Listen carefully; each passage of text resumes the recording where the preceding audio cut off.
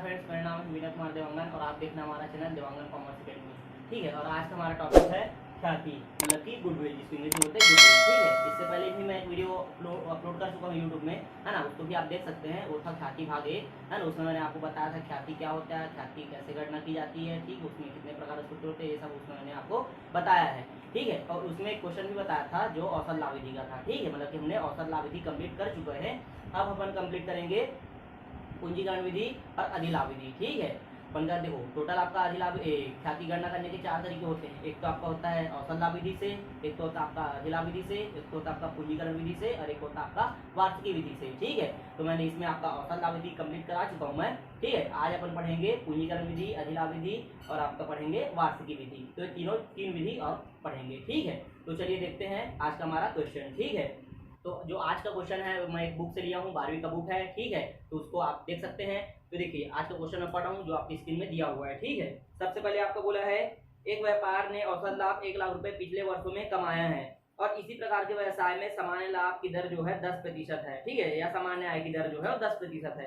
अब बोला ख्याति की गणना कीजिए।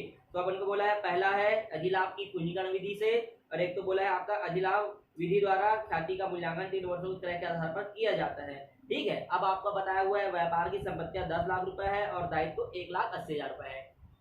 तो चलिए चालू करते हैं अब क्वेश्चन बनाना। ठीक है, जैसे पहला आपका बोला है अधिलाभ का पूंजीकरण विधि और दूसरा आपको बोला है अधिलाभ विधि। तो पहले अपन पहला वाला बनाते हैं। ठीक है, तो देखिए सबसे पहले आपको ये देखना है कि जैसे आपको बोल दिया कि अधिलाभ का पूंजीकरण विधि से आपको बनाना है, तो सबसे पहले आपको ये देखना है कि अधिलाभ का पूंजीकरण विधि में आपका ख्याति का सूत्र क्या होता है। ठीक है, ख्याति का सूत्र आप पुस्तक से भी दे सकते हो, बाकी मैं आपको यहाँ पर बता रहा हूँ। ठीक है, तो देखिए सबसे पहले वही ध्यान देना है कि विधि कौन सा है। तो विधि यहाँ पर है आपका पूंजीकरण विधि। ठीक है, पूंजीकरण विधि ये आपका विधि है। इसमें आपको बोला है ख्याति की गणना कीजिए। ठीक है, तो इस विधि में ख्याति बराबर आपको होता है अधिलाभ इंटू 100 और बट्टे में होता है आय की सामान्य दर, आय की सामान्य दर। तो ये आपका सूत्र होता है किसके लिए, ख्याति निकालने के लिए। कौन सी विधि में, पूंजीकरण विधि में, पूंजीकरण का अधिलाभ विधि। ठीक है, यहाँ पर ऐसा अपन लिख सकते हैं पूंजीकरण का अधिलाभ विधि। ठीक है, क्या पूंजीकरण में 2 होता है, एक तो आपका औसत लाभ विधि होता है, एक आपका अधिलाभ विधि होता है। तो अपन को अधिलाभ विधि से निकालना है। ठीक है, क्या आपका अधिलाभ लिख देता हूँ यहाँ पर, पूंजीकरण का अधिलाभ।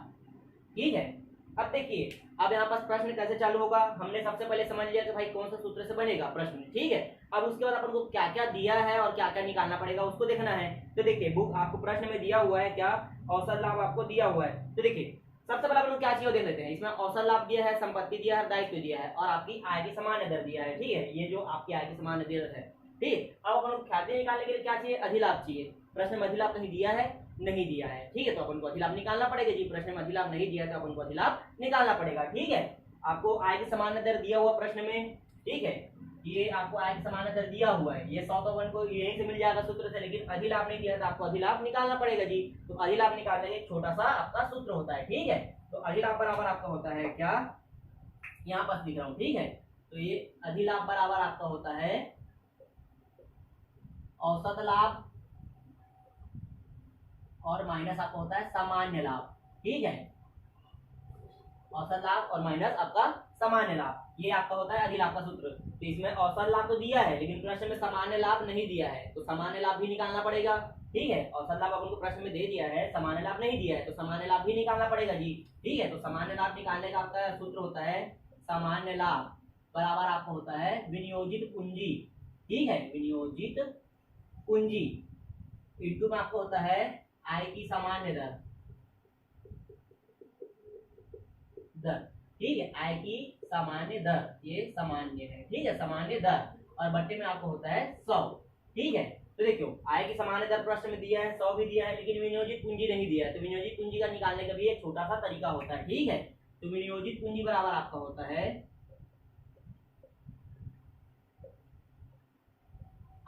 है संपत्ति माइनस आपका दायित्व, मतलब जितना भी कुल संपत्ति दे रहेगा उसको दायित्व से माइनस कर देंगे। तो यहाँ पर संपत्ति दिया हुआ जी प्रश्न में, तो आपका संपत्ति दिया हुआ है 10 लाख रुपए। ठीक है, 10 लाख रुपए दिया हुआ है और दायित्व दिया आपका 1,80,000, ये आपका दायित्व दिया हुआ है। तो माइनस करेंगे तो आएगा कितना, 8,10,000। 20,000। ये अपन का निकल गया क्या, विनियोजित पूंजी। अब विनियोजित पूंजी निकल गया यहाँ पास कितना, 8,20,000 रुपए। अब अपन सामान्य लाभ निकाल सकते हैं, बिल्कुल निकाल सकते हैं। तो निकाल लेते हैं आपका क्या, सामान्य लाभ। तो सामान्य लाभ बराबर आपका क्या आता है, मैं सूत्र नहीं लिखा हूँ तो सूत्र यहाँ लिखा हूँ, विनियोजित पूंजी इंटू आय की सामान्य दर बट्टे में 100। तो विनियोजित पूंजी अपन का 8,20,000 रुपए, ठीक है, इंटू आपका दर कितना है 10% और बट्टे में आपका 100, कितना हो जाएगा ये 82,000 रुपए। ठीक है, कैसे हुआ, तो ये जीरो ये जीरो ये जीरो ये जीरो, बचा कितना 82,000। तो मिल गया अपन को सामान्य लाभ। अब अधिलाभ निकाल सकते हैं। अधिलाभ के लिए क्या चाहिए था, अवसर लाभ चाहिए था, सामान्य लाभ चाहिए था। सामान्य लाभ निकल गया, अवसर लाभ अपन को प्रश्न में पहले से दिया हुआ है। तब क्या निकाल सकते हैं अपन, अधिलाभ निकाल सकते हैं। तो अधिलाभ भी निकाल लेते हैं, अधिलाभ। तो अधिलाभ बराबर आपका हो जाएगा, मैं सूत्र नहीं लिखा हूँ क्योंकि सूत्र यहाँ लिखा हुआ है। कितना है आपका 1 लाख दिया है अवसर लाभ, प्रश्न में दिया हुआ है, ठीक है, और 82,000 का आपका है सामान्य लाभ। तो माइनस कर देते हैं जी, तो ये आपका आएगा कितना 18,000 रुपए। तो 18,000 रुपए क्या मिल गया, अधिलाभ मिल गया। अब निकाल सकते हैं अपन ख्याति, ठीक है। अब क्या चाहिए था, अधिलाभ चाहिए था, हमने इधर स्टेप बाय स्टेप अधिलाभ भी निकाल लिया। तो अब निकाल लेते हैं क्या, ख्याति। तो ख्याति बराबर आपका होता है अधिलाभ। तो अधिलाभ दिया है आपका 18,000 रुपए, ठीक है। अब उसका 100 इंटू में 100 और बट्टे में आएगी सामान्य दर। तो सामान्य दर प्रश्न दिया है 10%, ठीक है। तो इस तरीके से निकलेगा, ये जीरो गुणा करेंगे तो आपका आ जाएगा 1,80,000 रुपए। तो कुछ इस तरीके से आपका आंसर आएगा। कौन सा विधि से, अधिलाभ का पूंजीकरण विधि से अपन का आंसर इस तरीके से आएगा। देखिए सबसे पहले प्रश्न कहाँ चालू होगा, सबसे पहले आपको यही देखना है कि प्रश्न में क्या दिया है और क्या नहीं दिया है। मतलब कि क्या दिया है उसको लेना है और जो नहीं दिया उसको निकालना पड़ेगा। तो अपन को ख्याति निकालना था, कौन सी विधि से, पूंजीकरण विधि से, पूंजीकरण का अधिलाभ विधि से, ठीक है। तो उसके लिए अपन क्या चाहिए था, अधिलाभ चाहिए था, 100 चाहिए था और आय की सामान्य दर। तो ये तो दोनों दिया हुआ है, ठीक है, प्रश्न में ये भी दिया है, ये तो सूत्र से ही मिल जाएगा। लेकिन आपको अधिलाभ नहीं मिला था, तो अधिलाभ नहीं मिला था तो उसका भी निकालने सूत्र होता है औसत लाभ माइनस सामान्य लाभ। तो औसत लाभ प्रश्न दिया लेकिन सामान्य लाभ नहीं दिया है, ठीक है। देखिए बाय द वे आपको औसत लाभ नहीं दिया रहेगा तो उसको भी निकालने का तरीका होता है जो मैंने आपको पिछले वीडियो में बता चुका हूँ, ठीक है। अब देखिए, अब सामान्य लाभ, इसमें औसत लाभ दिया था तो औसत लाभ ले लिए, सामान्य लाभ नहीं दिया था तो सामान्य लाभ निकालना पड़ा। तो सामान्य लाभ का एक सूत्र होता है विनियोजित पूंजी इंटू आय की सामान्य दर बट्टे में 100। तो आय की सामान्य दर प्रश्न दिया हुआ है, 100 भी दिया हुआ, 100 तो सूत्र से मिल जाएगा। विनियोजित पूंजी नहीं मिला था, ठीक है, तो विनियोजित पूंजी निकालना पड़ेगा जी। तो विनियोजित पूंजी का भी एक सूत्र होता है संपत्ति माइनस दायित्व। अगर प्रश्न में दिया है तब तो ठीक है, और नहीं दिया है तो आपको सूत्र से निकालना पड़ेगा। तो संपत्ति माइनस दायित्व, ठीक है। अब संपत्ति और दायित्व दोनों दिया था प्रश्न में, 10 लाख और 1,80,000। तो माइनस करके हमने क्या निकाल दिया, विनियोजित पूंजी निकाल दिया। अब विनियोजित पूंजी निकल गया तब क्या निकलता है, सामान्य लाभ। तो सामान्य लाभ भी निकाल दिए। अब सामान्य लाभ निकल गया तो आपका अधिलाभ निकल जाएगा जी, औसत लाभ माइनस सामान्य लाभ। फिर कुल मिलाकर आपका अधिलाभ भी निकल गया।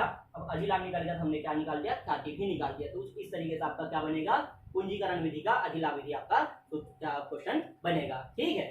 देखिए जी, जैसे भी पढ़े अपन कौन सा, अधिलाभ का पूंजीकरण विधि, ठीक है। अब अपन को दूसरा निकालने के लिए बोला इस प्रश्न में कौन सा, आपका अधिलाभ विधि से, ठीक है। तो अधिलाभ विधि से आपको ख्याति निकालने के लिए क्या चाहिए, तो अधिलाभ विधि से आपको ख्याति निकालने के लिए चाहिए अधिलाभ इंटू क्रय वर्षों की संख्या। तो देखिए इस प्रश्न में आपको क्रय वर्षों की संख्या दिया हुआ है, कितना दिया था आपका 3, ठीक है। तो क्रय वर्षों की संख्या तो मिल गया, लेकिन आपको अधिलाभ नहीं दिया है। तो अधिलाभ निकालने का फिर से वही प्रोसेस जो अभी पिछले वाले में पढ़े हैं, सेम टू सेम वही। तो देखिए सबसे पहले आपको अधिलाभ चाहिए, क्या चाहिए, उसके लिए आपको औसत लाभ चाहिए, सामान्य लाभ चाहिए। औसत लाभ प्रश्न दिया है, सामान्य लाभ नहीं दिया, तो सामान्य लाभ भी निकालना पड़ेगा। तो सामान्य लाभ के लिए क्या चाहिए, विनियोजित पूंजी इंटू आय की सामान्य दर, सेम वही प्रोसेस। तो विनियोजित पूंजी भी नहीं दिया प्रश्न में, तो विनियोजित पूंजी निकालने के लिए अपन क्या चाहिए, संपत्ति चाहिए और दायित्व चाहिए। तो प्रश्न में संपत्ति और दायित्व दिया था, तो उसी से अपन क्या निकाल लिए, विनियोजित पूंजी निकाल लिए 8,20,000 रुपए। अब विनियोजित पूंजी निकाले हैं तो उससे अपने क्या निकाल लिया, सामान्य लाभ, क्योंकि सामान्य लाभ के लिए क्या चाहिए, विनियोजित इंटू है ना आय की सामान्य दर बट्टे में 100। तो उसी तरीके से हम लोग क्या कर लिए, अधिलाभ भी सामान्य लाभ निकाल लिए। अब सामान्य लाभ निकला है तब अधिलाभ निकल जाएगा, औसत लाभ माइनस सामान्य लाभ बराबर आपका अधिलाभ। अब अपन को ख्याति के लिए क्या चाहिए, तो अधिलाभ इंटू क्रय वर्षों की संख्या। अधिलाभ हमारा कितना है 18,000 और क्रय वर्षों की संख्या देख लेते हैं कितना है, ठीक है, तो 3 है। तो आप ख्याति निकाल सकते हैं, तो आपका हो जाएगा 18,000 इंटू 3। ये आपका हो जाएगा क्या, है ना, 3 शून्य शून्य 3 शून्य शून्य 3 शून्य शून्य 3 8 24 की 4 हासिल माई 2 और 3 एकम 3 और 2 आपका 5। तो ये आपका होगा 54,000। तो किस तरीके से आपका आंसर आएगा, ठीक है। तो ये कुछ इसी तरीके से आपका अधिलाभ विधि से बनाना है। क्रय वर्षों की संख्या आपको प्रश्न में दिया ही रहेगा, अधिलाभ दिया है तब तो ठीक है, नहीं दिया तो निकालना पड़ेगा, ठीक है। तो इस तरीके से आपको बनाना है। ऐसा में अब आगे आगे अपन देखते हैं क्या, वार्षिकी विधि, ठीक है। तो वार्षिकी विधि कैसे बनाना है उसको मैं आपको बता रहा हूँ, ठीक है। तो देखिए अब अपन चालू करते हैं कौन सा, पूंजीकरण विधि। तो देखिए पूंजीकरण विधि के लिए आपको, पूंजीकरण विधि भी आपका ख्याति निकालने के लिए क्या करना पड़ेगा, सबसे पहले तो इसमें आपका देखो पूंजीकरण में सबसे मेन आपका होता है वर्तमान मूल्य, ठीक है। इसमें दो तरीके से निकलता है, वर्तमान मूल्य को ध्यान में रखा है, ठीक है। तो देखिए आपको वर्तमान मूल्य को ही देखना है। तो पहला कंडीशन क्या होता है, जब आपका वर्तमान मूल्य 1 रुपए से कम हो तो उसमें अलग तरीके से ख्याति की गणना करते हैं, ठीक है। और दूसरा, जब आपका वर्तमान मूल्य 1 रुपए या 1 रुपए से अधिक हो तो उसमें दूसरे तरीके से, ठीक है। तो देखिए जब आपका वर्तमान मूल्य 1 रुपए या 1 रुपए से कम होता है तो उसमें उस कंडीशन में क्या होता है, आपका ख्याति बराबर अधिलाभ बट्टे में आपका वर्तमान मूल्य, ठीक होता है। क्या होता है, बट्टे में आपका वर्तमान मूल्य चला जाता है, ठीक है। और जब आपका जो वर्तमान मूल्य है वो 1 रुपए या 1 रुपए से अधिक होगा तो उस दशा में आपका अधिलाभ इंटू आपका क्या होता है, वर्तमान मूल्य, ठीक है। फर्क यही आता है, अगर 1 रुपए से कम है तो आपका बट्टे में चला जाएगा वर्तमान मूल्य, और 1 रुपए या 1 रुपए से अधिक है तो आपका वर्तमान मूल्य गुणे में रहेगा, ठीक है। तो बस इसी को ध्यान में रखना है। तो इसी को ध्यान में रखते हुए चलिए एक प्रश्न अपन बना के देखते हैं, ठीक है। तो देखिए एक प्रश्न दिया हुआ है जो आपके इसमें ये दिख रहा है, ठीक है। तो पैसे बोला है अपन को 10% प्रतिवर्ष ब्याज की दर से 5 वर्षों के लिए 1 रुपए की वार्षिक वृद्धि का वर्तमान मूल्य 3 रुपए 78 पैसे है, ठीक है। यहाँ पर कितना बताया है, वर्तमान मूल्य 3 रुपए 78 पैसे, मतलब कि 1 रुपए से अधिक है, मतलब कौन सा वाले विधि से बनेगा, इस वाले विधि से, ठीक है। अब यहाँ पर बोला है कि तथा अधिलाभ 19,006 रुपए है तो ख्याति की राशि निकालिए, ठीक है। आपका जो अधिलाभ है आपका 19,006 रुपए है बताया हुआ है। तो देखिए इस प्रश्न में अपन को सबसे पहले यही जान लेना है कि वर्तमान मूल्य कितना है। तो वर्तमान मूल्य आपका 1 रुपए से अधिक बताया है, कितना बताया है, 3 रुपए 78 पैसे, मतलब कि इस वाले विधि से निकलेगा, ठीक है। तो इसमें क्या होता है आपका ख्याति बराबर अधिलाभ इंटू वर्तमान मूल्य, ठीक है। तो देखिए अब अधिलाभ प्रश्न में दिया हुआ तो निकालने की जरूरत नहीं है, ठीक है। और तो वर्तमान मूल्य भी दिया हुआ तो सीधा अपन क्या कर लेंगे, ख्याति गणना कर लेंगे। बाय द वे आपको प्रश्न में अधिलाभ नहीं दिया रहेगा तो अभी जस्ट अधिलाभ विधि, अधिलाभ निकालने का आपको तरीका बताया हूं, उस तरीके से भी आप अधिलाभ निकाल सकते हो। क्योंकि इसमें दे दिया है तो नहीं निकालना पड़ेगा, ठीक है। तो चलिए बनाते हैं। तो अधिलाभ इसमें दिया है 19,600, ठीक है, इंटू आपका वर्तमान मूल्य दिया है आपका 3 रुपए 78 पैसे, ठीक है। तो इसको गुणा कर लेंगे, आएगा 74,088 रुपए, ठीक है। आपका 3 रुपए 78 पैसे से आप गुणा करोगे 19,600 को तो आपका आएगा 74,088 रुपए। तो कुछ इस तरीके से आपका क्या आएगा, आंसर आएगा, ठीक है। तो मुझे उम्मीद है कि आपको ये वीडियो पसंद आया होगा, समझ में आया होगा। यदि आपको कहीं बात भी कोई डाउट होता है तो बिल्कुल आप कमेंट करके मुझसे पूछ सकते हैं, ठीक है। इसी प्रकार से कॉमर्स से संबंधित वीडियो प्राप्त करने के लिए आज ही हमारा चैनल सब्सक्राइब कर लीजिए, और अगर आपको वीडियो पसंद आया तो बिल्कुल लाइक कीजिए, कमेंट कीजिए, ठीक है। धन्यवाद।